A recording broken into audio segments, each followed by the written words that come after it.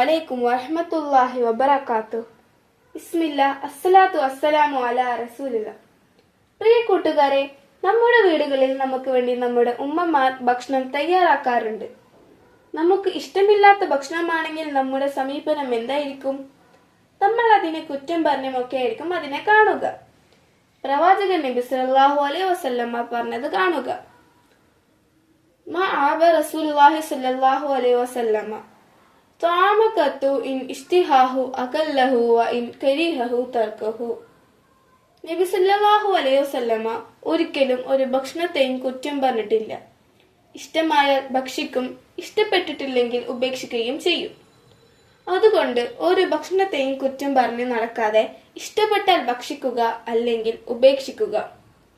അള്ളാഹു അനുഗ്രഹിക്കട്ടെ. അസ്സലാമു അലൈക്കും വറഹ്മത്തുള്ളാഹി വബറകാതുഹു.